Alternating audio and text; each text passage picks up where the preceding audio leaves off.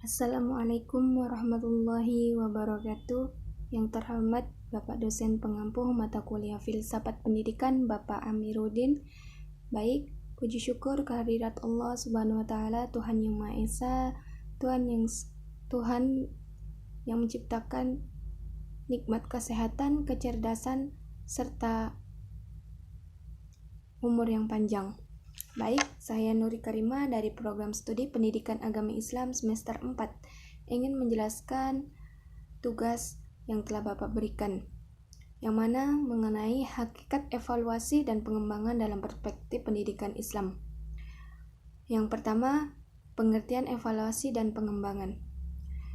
Evaluasi merupakan saduran dari bahasa Inggris atau evaluation yang diartikan sebagai penaksiran atau penilaian.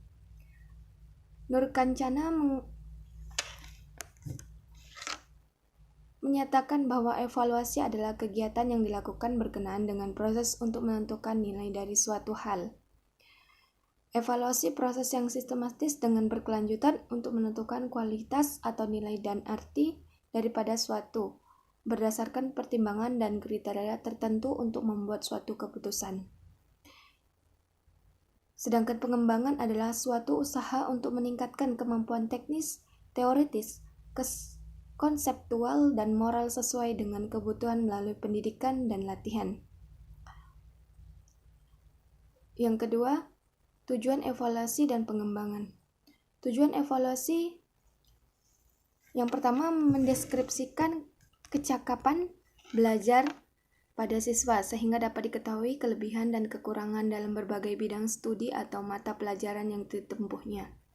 Yang kedua, mengetahui keberhasilan proses pendidikan dan pengajaran di sekolah, yakni seberapa jauh keefektifannya dalam mengubah tingkah laku para siswa ke arah tujuan pendidikan yang diharapkan. Yang ketiga, menentukan tindak lanjut hasil penelitian, yakni melakukan perbaikan dan penyempurnaan dalam hal proses pendidikan dan pengajaran serta strategi pelaksanaannya. Yang keempat, memberikan pertanggungjawaban pihak sekolah kepada pihak yang berkepentingan. Pihak yang dimaksud meliputi pemerintahan, masyarakat, dan para orang tua siswa.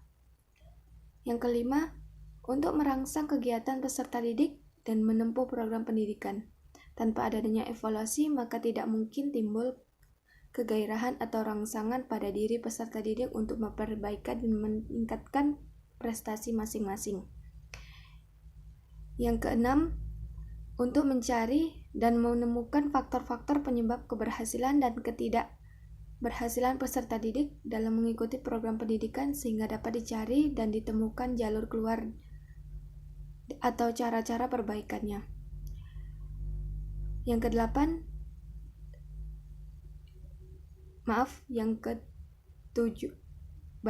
tujuan pengembangan pendidikan Islam yakni yang hendak dididik dewasa ialah untuk membimbing, mengarahkan dan mendidik seorang untuk memahami dan mempelajari ajaran agama Islam.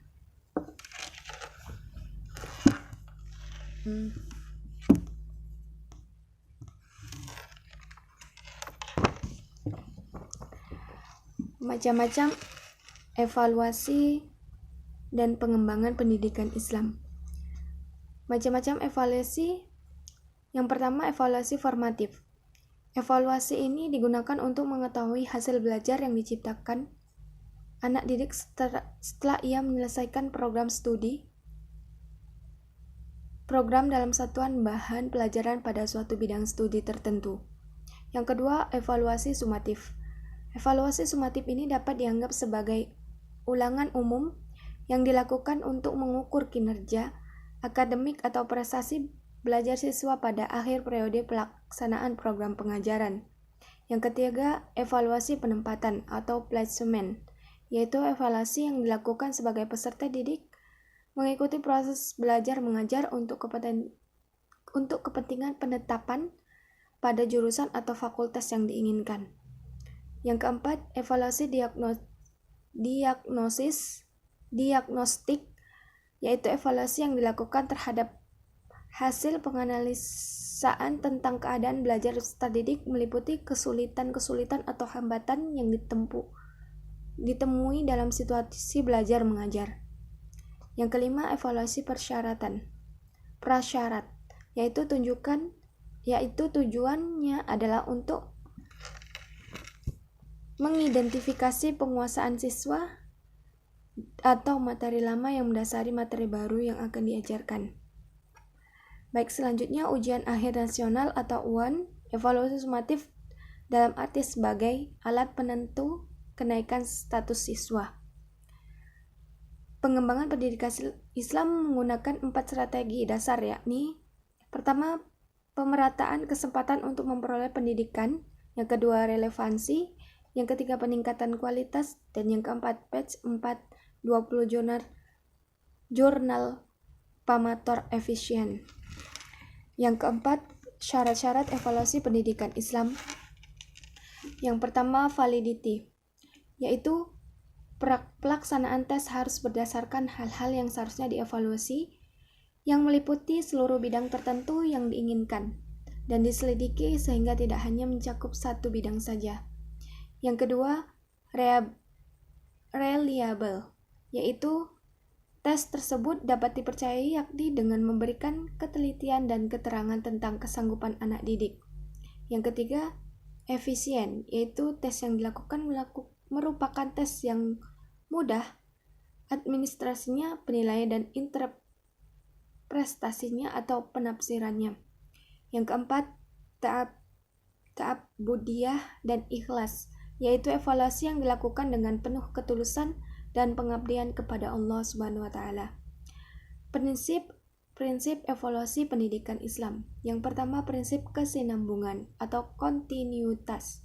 Dalam ajaran Islam sangat diperhatikan prinsip kontinuitas karena dengan berpegangan pada prinsip ini, keputusan yang diambil oleh seseorang menjadi valid dan stabil. Yang kedua, prinsip menyeluruh atau komprehensif. Prinsip evaluasi ini dilakukan pada semua aspek-aspek kepribadian peserta didik, yaitu aspek inteligensi, pemahaman, sikap, kedisiplinan, baik pengejawantahannya sebagai hamba Allah atau kalifatullah dan warasatul anbiya dan sebagainya. Yang ketiga, prinsip objektivitas, artinya pelaksanaan evaluasi berdasarkan keadaan sesungguhnya dan tidak dicampuri oleh hal-hal yang bersifat emosional dan irasional. Mungkin hanya itu yang dapat saya jelaskan. Apabila terdapat kekurangan, saya mohon maaf. Apabila terdapat kebenaran, itu datang dari Allah. Apabila terdapat kesalahan, itu datangnya dari diri saya. Dan saya akhiri, wabillahi taufiq wal hidayah. Wassalamualaikum warahmatullahi wabarakatuh.